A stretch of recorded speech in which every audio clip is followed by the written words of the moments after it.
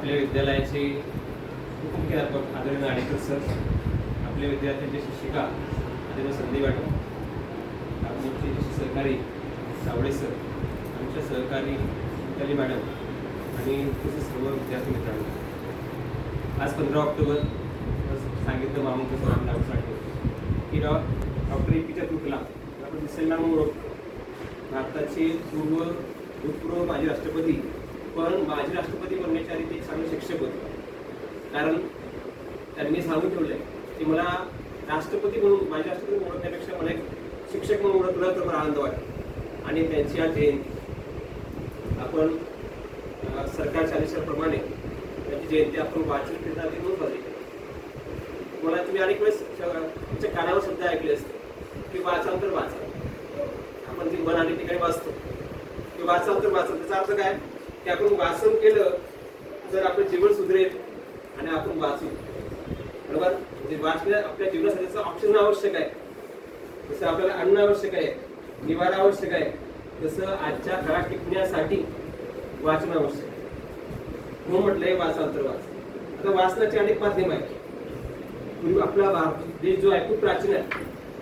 पूर्वीच्या काळामध्ये जे आपण आज पुस्तक बघतोय आपल्या ग्रंथालयात, अशी पुस्तकं नव्हती. तुम्ही जर इतिहास बघितला तर पूर्वी झाडांच्या पानांचा वापर केला जायचा.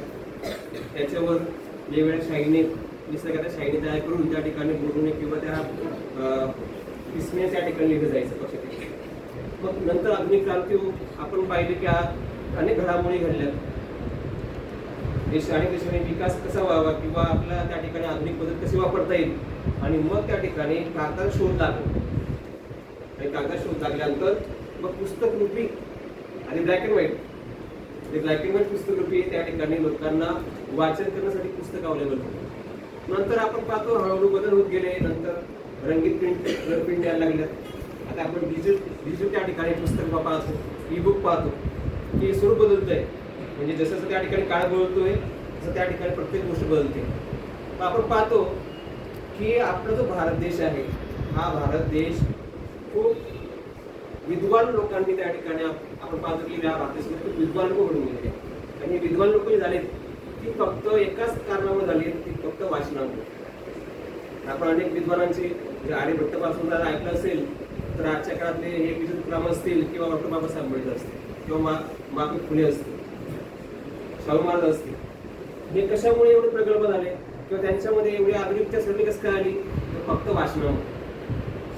तुम्ही जर ऐकलं असेल डॉक्टर आंबेडकर साहेबांचा किस्सा, की डॉक्टर आंबेडकर साहेब ही एवढी राज्यघटना लिहिली आपला साहेब, बरोबर, ही जगातली सगळ्यात मोठी राज्यघटना भारताची. मग ही राज्यघटना त्यांनी सहज दिली का? पण त्यांची निवड कशी काय गेली? त्यांनी जर वाचनच केलं नसतं, संपूर्ण जगातील ज्या चांगल्या प्रकारच्या घटना आहेत त्यांचा चांगल्या प्रकारे त्यांनी अभ्यास केला होता, त्या चांगल्या प्रकारचं त्यांचं वाचन होतं. कारण त्यांना सगळ्या गोष्टीचं ज्ञान होतं. ते ज्ञान त्यांनी कुठे मिळवलं? पुस्तकातून मिळवलं. ज्यावेळेस ते इंग्लंडला गेल्या त्या ठिकाणी ज्यावेळेस लायब्ररीत बसायचे तर त्यावेळेस 24 तासापैकी ते 18 तास एका ठिकाणी बसून अभ्यास करायचे. एवढे ते एकाग्र पद्धतीने अभ्यास करू शकत होते. त्याच्यात एवढी क्षमता होती. म्हणून ते एक एवढी मोठी राज्यघटना लिहिण्याचं ठरवता त्या ठिकाणी पार पाडू शकले. आणि त्यांनी तुम्हाला माहिती असते कायदामंत्री होते चांगल्या प्रकारचे, त्याच्याकडे अनेक प्रकार डिग्री होते. मग त्यांनी ते ज्ञान जे त्या ठिकाणी अर्जित केलं, त्या ज्ञानामुळे त्यांना जग बांधतंय. म्हणजे जगात जर आपलं नाव कमवायचं असेल तर ज्ञान आवश्यक आहे. ज्ञानाला किंमत आहे. माणूस आज आहे उद्या नाही, पण त्याचं जे ज्ञान असतं, त्याचं ज्ञान मिळवलं असतं, त्याच्यामध्ये त्याचं नाव अजरामर असतं. आणि ते ज्ञान ह्या लोकांनी मिळवलं, म्हणून त्यांची आज आपण जयंती साजरी करतो. कारण त्यांनी जे ज्ञान मिळवलं ते अजरामर झालं. सरांनी सांगितलं की वाचायसारखं खूप आहे, पण तू वाचणारा केवळ झाले. आज आधी वाचन साहित्य कमी होतं पण वाचणारे जास्त होतं. आज वाचन साहित्य पण पुढे, पण वाचणारे वाचक खूप कमी आहेत. कारण आपल्याला जर चांगल्या प्रकारचं भाषण करायचं असेल, आपण बोलले चांगल्या प्रकारचं वक्ता व्हायचं असेल तर वाचन आणि श्रवण खूप आवश्यक आहे. चांगल्या प्रकारचं वक्ता व्हायचं असेल आपल्याला वाचन पण आवश्यक आहे आणि चांगलं श्रवण करणं आवश्यक आहे. श्रवण आपण कुठे करू शकतो? आपण चांगल्या कार्यक्रमामध्ये चांगल्या वक्त्यांचं किंवा चांगल्या प्रकार शिक्षकांचं आपण ऐकून श्रवण चांगलं करू शकतो. किंवा टीव्ही आहे, मोबाईल आहे, याच्या माध्यमातून जे चांगले कार्यक्रम असतील, ते चांगले कार्यक्रम किंवा बातम्या असतील, असे चांगले जे नॉलेज देणारे कार्यक्रम असतात ते आपण श्रवण करून आपल्या ज्ञानात भर पाडू शकतो. फक्त वाचनाने भर पडते असं नाही. आपल्या ज्ञानामध्ये वाचनासोबत आपण जे चांगलं ऐकतो, चांगलं पाहतो, त्याच्याने सुद्धा खूप काही आपल्या ज्ञानात भर पडते. आपण ज्यावेळेस बाहेर फिरतो त्यावेळेस सुद्धा आपण अनेक गोष्टी वाचत चालतो किंवा कुठं बसलेलो आहे एखाद्या बस स्टँडला, रेल्वे स्टेशनला किंवा कुठं त्या ठिकाणी पण आपण काहीतरी स्लिप वाचतो. तेवढी एक लाईन जरी आपण कुठं वाचली तरी जो शब्द असेल तो शब्दासाठी आपल्याला त्या ठिकाणी वाचतो. आपण म्हटलं की जेवढा आपला शब्द साठा असेल तेवढी आपली भाषा समृद्ध होते.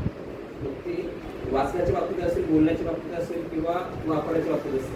जसं मी इंग्लिश शिकवतो, मी तुम्हाला अनेक सांगतो की इंग्रजी भाषा ही काही अवघड नाही, कुठलीच भाषा अवघड नसते, ती पण एक भाषा लँग्वेज आहे.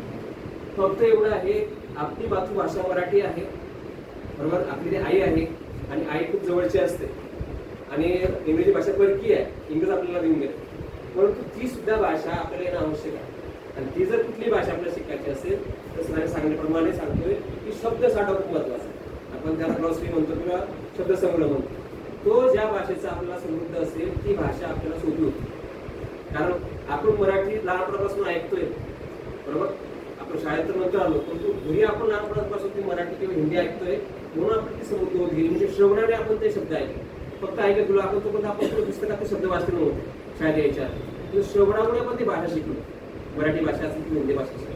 म्हणजे श्रवण हे सुद्धा एक चांगल्या प्रकारचं नॉलेज वाढण्याचं एक माध्यम आहे.